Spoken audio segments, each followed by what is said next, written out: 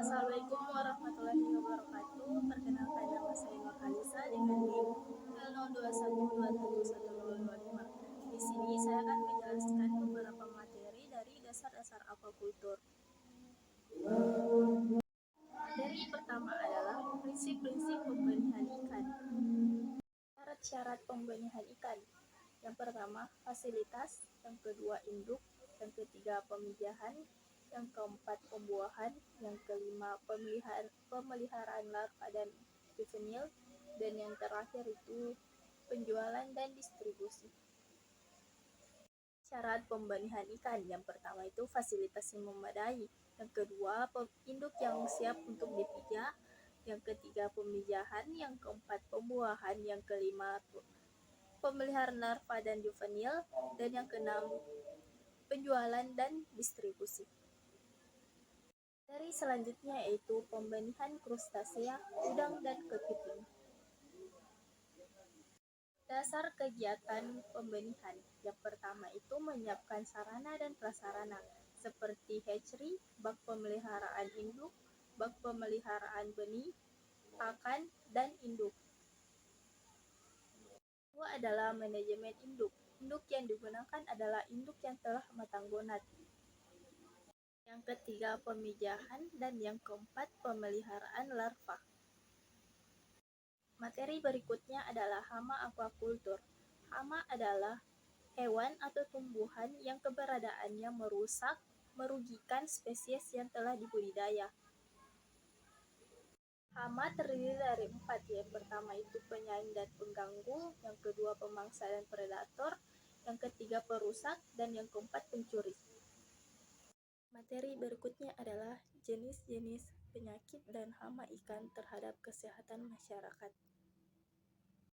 Adalah suatu keadaan fisik, morfologi, dan atau fungsi yang mengalami perubahan dari kondisi normal karena beberapa penyebab, yaitu penyebab dari dalam dan luar. Penyakit ikan umumnya berasal dari penyakit dari luar atau eksternal. Penyakit internal seperti genetik, sekresi internal, imunodefisiensi, saraf, dan metabolik. Penyakit eksternal terbagi menjadi 2, non-patogen dan patogen. Penyakit non-patogen yaitu penyakit lingkungan seperti suhu dan kualitas air, dan penyakit nutrisi seperti kekurangan nutrisi, gejala keracunan bahan pakan. Sedangkan patogen bersifat parasit dan terdiri dari 4 kelompok, yaitu penyakit viral, penyakit jamur, dan penyakit bakterial. Penyebaran penyakit terbagi menjadi 2, yaitu penyebaran secara vertikal dan horizontal.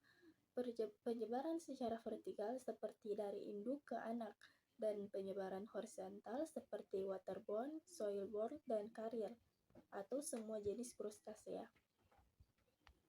Pertanyaan keempat, apa saja penyakit pada udang dan jenis obat apa saja yang digunakan untuk mengobati udang tersebut? Salah satu penyakit parasitar yang dapat menyebabkan kematian udang baik di tambak maupun tempat pembenihan adalah zoothamniasis.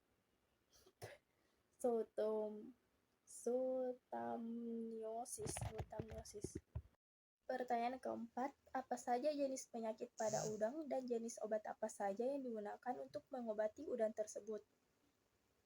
Satu penyakit parasitar yang dapat menyebabkan kematian udang baik di tambak maupun tempat pembenihan adalah zoothamniasis.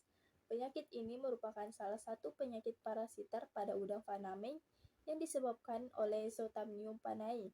Penyakit ini menyebabkan udang sulit bernafas, sulit bergerak, dan tidak dapat mencari makanan. Pengobatan terhadap zoothamniasis dengan formalin dosis 30 ppm dapat menekan kejadian penyakit ini. Pertanyaan kelima, bagaimana cara mengatasi hama pencuri yang ingin mencuri ikan? Hama pencuri ini dapat digolongkan sebagai pemangsa yang berbahaya, sehingga untuk mengatasi hama ini dapat dilakukan dengan membuat pagar atau meletakkan bambu atau alat lainnya pada kolam, sehingga mereka tidak bisa mengoperasikan alat tangkapnya. Pertanyaan keenam, apakah penyakit genetik dapat disembuhkan? Penyakit genetik umumnya akan diturunkan kepada keturunannya dan bersifat tidak menular. Penyakit genetik sangat sulit dideteksi penyebabnya, karena pemeriksaannya harus melalui deteksi atau pemeriksaan materi genetika di laboratorium tertentu. Penyakit genetik agak sulit dalam pengobatan, karena memperbaiki materi genetika yang mengalami mutasi atau kekurangan tidaklah mudah. Pertanyaan ketujuh, apa yang dimaksud dengan malnutrisi? Malnutrisi merupakan golongan penyakit non-infeksi yang disebabkan karena nutrisi yang masuk ke dalam tubuh tidak sesuai dengan yang dibutuhkan dengan tubuhnya. Pertanyaan ke-8, bagaimana cara mengatasi jamur pada ikan yang terdeteksi? Untuk mengatasi jamur pada ikan yang terdeteksi, kita dapat melakukan pencegahan terlebih dahulu dengan cara berikut. Yang pertama, menjaga kualitas air agar kondisinya tetap optimal. Yang kedua, hindari akumulasi bahan organik. Dan yang terakhir, pada saat penebaran dan pemindahan ikan, tidak mengalami luka pada bagian luar tubuhnya. Pertanyaan ke-9, bagaimana ciri-ciri ikan yang terkena penyakit? Timbulnya bintik-bintik kemerahan, terjadi kerusakan pada kulit dan sirip, melompat keluar dari permukaan air, kehilangan nafsu makan, dan kulitnya menjadi berlendir dan berwarna pucat. 10. Apa saja jenis-jenis hama? Hama terdiri dari atas 4, yaitu penyaing, perusak, pencuri, dan pemangsa. Pertanyaan ke-11. Bagaimana cara memberantas hama burung yang berada di kolam yang relatif besar? Cara untuk menghindari dari serangan burung adalah dengan menutupi bagian atas kolam dengan lembaran jaring. Cara ini berfungsi ganda. Selain burung tidak dapat masuk, juga ikan tidak akan melompat keluar. Burung selain sebagai pemangsa ikan, juga dapat sebagai pembawa penyakit dari kotoran yang dihasilkan.